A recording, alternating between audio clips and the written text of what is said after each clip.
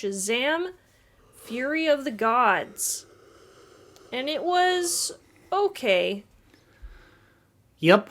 It was okay. Just kind of okay. I really liked the Greek mythology stuff that they were going with. Oh yeah, like I'm always there. I even liked that they tied in Wonder Woman, even though it was pointless.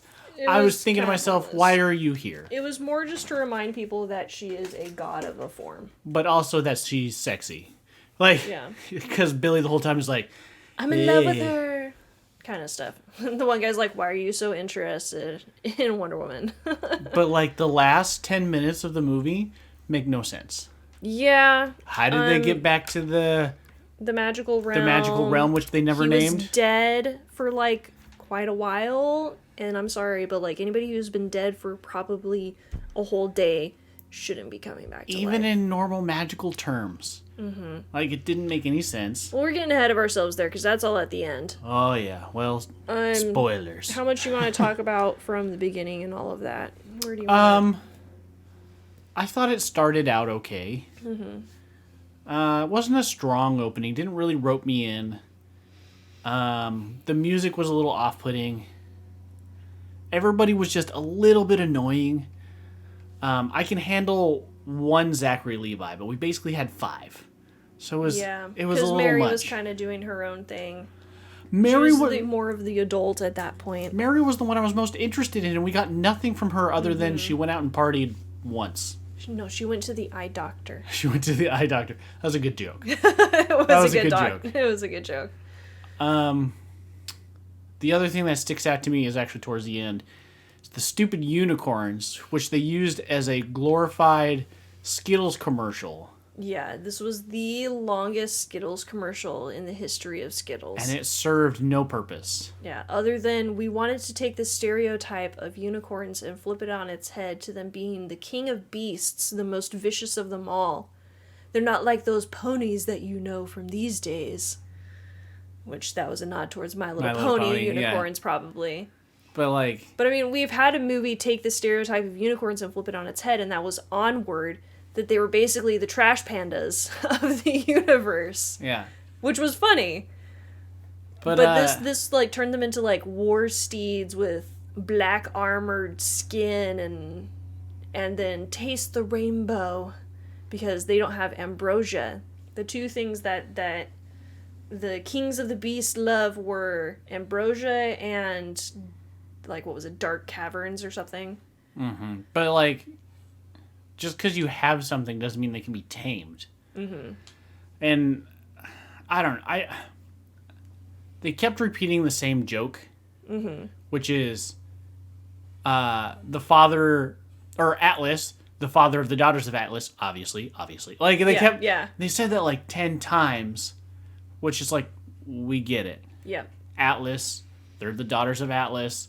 But like, well, and a lot of it was incredibly cliche. Mm-hmm. Which very predictable movie. Like the second that Freddy's girlfriend shows up at the school and like there's something wrong with her. I know, you're like, when does the like super hot girl, the super hot new girl point out? Which, I pointed out something which I'm fine with. There's nothing wrong with Freddy. I'm fine with that in a normal place. But it wasn't believable. No, I mean, you're already being asked to believe this other stuff. But then I pointed out something. They actually broke their own logic in the movie. Like a pretty obvious blunder. What was the girlfriend's name? Athena? Anthea. Anthea, something like that? Called her Anne. She said, later on in the movie, she said, I was about to turn those boys inside out before you came along. Well, which wasn't true, because they were already speaking before those boys showed up. She said before you stepped up. Because she even points out, she says, you knew that punch was coming and yet you stepped into it. Mm-hmm. So, yeah. I think they actually might have broken their Which own reminds me, though, we never dealt with the fact that Calypso caused the teacher to commit suicide. Oh, yeah. Which, kudos to the kid. Yeah. That was such great acting there. That was a good moment. That was a really solid bit of acting for a teenager, but we didn't talk about it. And Anathena's magic was pretty cool, very reminiscent of Doctor Strange. Yeah, so she had power of Axis, so she could move things everywhere. The powers were neat. The villains were neat. Their motivation was fine. It was elements, chaos, and Axis. Yeah, which they were fundamental forces, or however Mary described them. Yeah. But the story didn't work for me. Well, part of it is because we started off the movie with this bridge. This bridge that is apparently so flawed that every single backup to keeping this bridge together failed at the same time. Yeah. There's a reason why there's 30 million support ropes along the entire bridge. It's so that if one breaks, the rest of them are fine.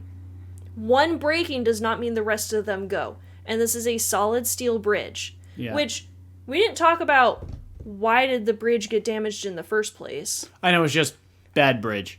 Yeah. Like, there was maybe an explosion of some kind, or maybe a crash, or I don't know. Or maybe they were tying it into one of the other DC movies. Maybe something happened on the bridge. Mm-hmm. But from the beginning, I was asked to believe that this was all in the realm of possibility, and it was not. I will say, going a little more positive than negative. Yes. Things I did like were when the Daughters of Athena showed up in the museum. Atlas. What'd I say? Athena. Oh, I did. The Daughters of Atlas, when they showed up in the museum and they turned everybody to stone, we're like, oh, that was fun and cool and horrifying. Yeah. And also the whispering that made them into whispering zombies, which was very neat. She whispered into one's ear, and in turn, that basically creature now, that person tackled somebody else and whispered in their ear, so then the two of them go, and so it was zombification, but through magic whispering. It was neat. What was heartbreaking, and I always struggle with this, is when there were statues of kids. Oh, yeah. Like, that always just irks me. It's like, it's kind of unnecessary to put a kid in a scene like this. I get it's a museum. But it's also supposed to make it more like, that to me was one of the stronger scenes in the movie where I'm like, oh. Well, and what was fun was the first statue we see get taken down, and I even noted this when I saw it, was Atlas.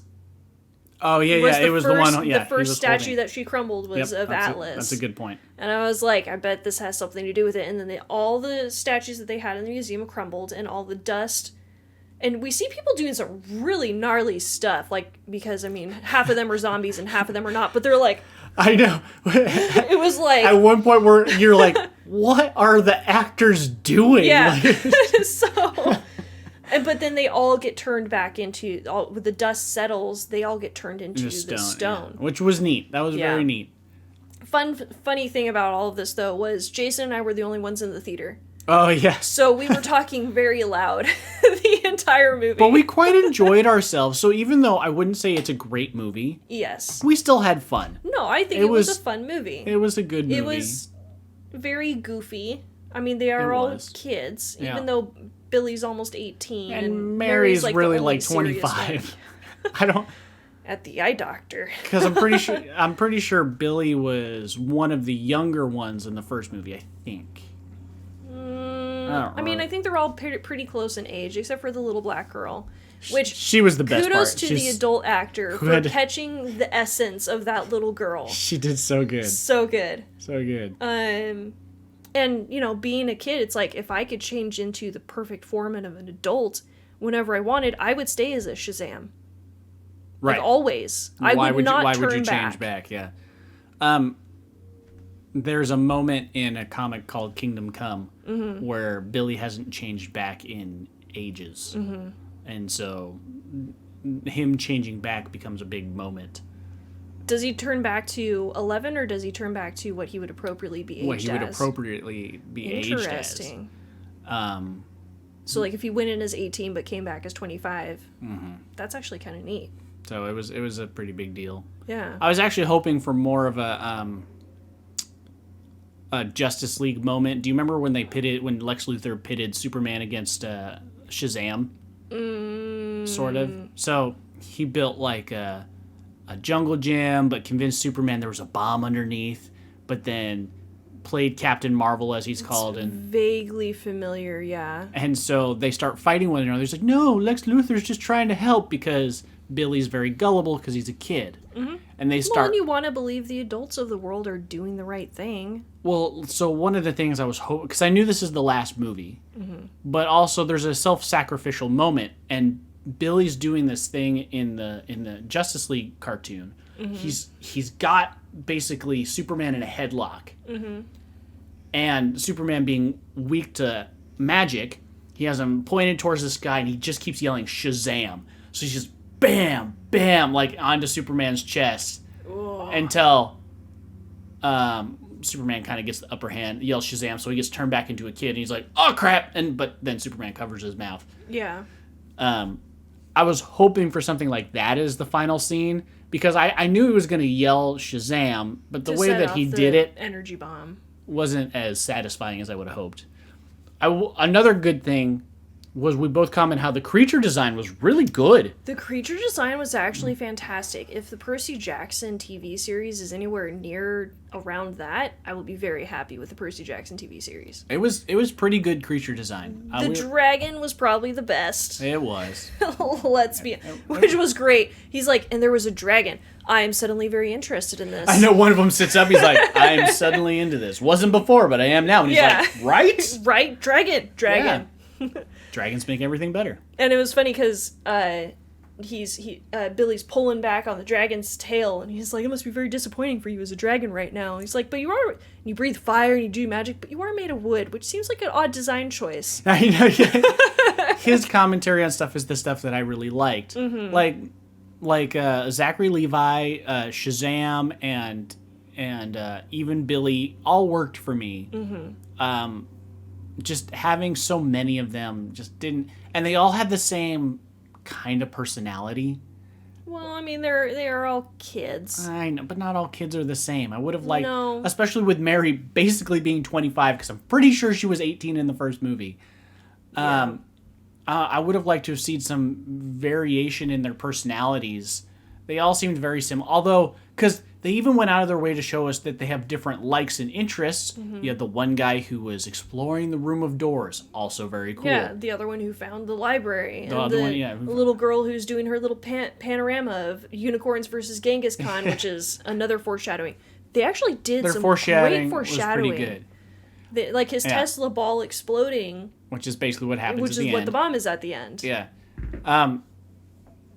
Yeah, a lot of it worked for me. It's just some of the stuff really didn't. Yeah. So, again, I think it's a good movie. I think it's worth seeing, but... Like you pointed out that Freddy, he's being lifted up away on the platform by the three sisters, right? And the dome's coming up over the city, and Billy's trying to come rescue him, and you're like, just jump off the platform. And Freddy could have just jumped off the platform, and Billy would have saved him, but then they all would have been trapped in the dome. But see, having him all trapped in the dome, you know they're coming back for you anyway. Yeah. It wouldn't have been a problem. Yeah. So, But also, to the point, though, is that humans are not initially inclined to jump off of things. From high up. Also, the logic from point A to point B wasn't quite there. Mm-hmm. So they went to go get the staff, mm-hmm. which was originally their father's. Mm-hmm. Which was stolen by the wizards. Okay, that all makes sense. Yeah, the group of wizards, of which Wizard was part of. But then they decided to steal the powers of the Earth's champions, which are the Marvel family. What? They go from the staff, and then they decide they need to take the powers of the Marvels. The Marvel family. Who's the Marvels? Shazam and his family. That's their last name? No. But it's what they're kind of called in the comics. So you have Miss Marvel, which is Mary or Mary Marvel. So from the kids, then. And yes, from the kids. Okay. From the Marvel family. Okay. So they decide to steal their powers. Mm-hmm. Why did they feel like they needed to steal their powers? I think they were stealing it back because it was stolen from them. Okay. She even said it's like the wizards took it from our world, took everything from us, except, I mean, those three still had their powers. But they had their powers. Yeah, they stole the powers of the gods, but they are not worthy of this power. So they were stealing them back. Okay. That's more of side note A, because their true goal was to get the apple. Yeah. They didn't know that the kids had the apple. Yeah, as far as we know, they didn't know. But if they had said that they did know this is where the apple is, and the only way to get to the apple is to have the power of a champion, but they had to get the powers back from the kids so they could make their own champions to get access to the thing to get the apple, that would have made a lot of sense. But that's not how it works. That's not how it was explained. But she knew it was there. She did. She purposely got captured. So that she could break out and went straight for the apple. But that was their ultimate goal. Mm-hmm. So after you got the staff, you should have gone straight for the apple. Because you had a doorway, or you at least knew where the champions were, rather than immediately trying to steal all their powers. Because what happens if you succeeded the first time? Yeah. It didn't work. Yeah. Another positive point, though, was Steve. Steve was great. I liked Steve. He was a spren pen. He was a spren pen. And the comedy of writing exactly what they're saying. Did the pen just shrug? Yeah. And then, all the words in between of like, do we have any Gatorade? Or let's go get some Gatorade. Do we have any red? What is this Gatorade? Is it a weapon? Yeah. But then, like, that was really good. Hespera reading the entire thing out loud. And then she actually read the whole thing. Yeah, it was, oh man, it was good. Which his folded bird thing was pretty great, too. The folded bird paper was pretty great. Nice props to Freddy, holding out to Cersei's magic. That was a good moment. Oh, yeah. So he not only withstood the fear magic from the dragon, like, he was moving and talking and doing, like, this is supposed to be debilitating fear that knocked even someone who was previously a goddess to her knees. Mm-hmm. He battles his way through that. He held off Calypso's whispering. Calypso, I said. Because she said, tell me their names or something like that. And it seems like it just causes chaos in the mind that they do anything you say. Mm-hmm. And so, but yeah, he fought it. And he was like, I won't tell you. And Hespera was like, this kid's good. The only word that they managed to eke out of him before he was, before the paper bird came in was Billy. Mm-hmm. One of the things I feel is weird about it as the movie points it out was the relationship between Freddy and Anthea. Anthea. She's like, I'm like 6,000 years old. And he's like, yeah, we gotta save her. She called me cute. Yeah, she called me sweet. Yeah. And so they do, and she kisses him and whatever. And the parents are like, this feels kind of inappropriate. And everybody's like, yeah. But then at the end of the movie, they basically end up together. Yeah, she's in their family now. Which... Okay. Just saying. So she goes to the high school, right?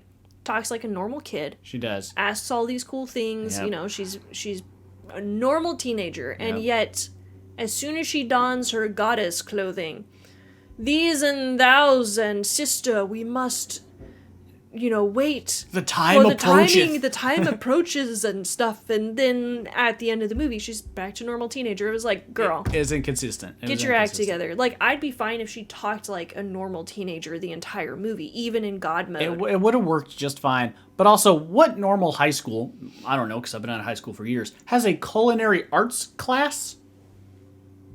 Well, so I mean, that's kind of what home ec used to be. That was my home ec, was we learned recipes. I mean, okay, but it specifically said on the door, culinary arts. Yeah, I know. It's whatever. I don't know, so that's about it, though. That's about all I gotta say. So that's our review for Shazam! Fury of the Gods. It was fine. You should watch it.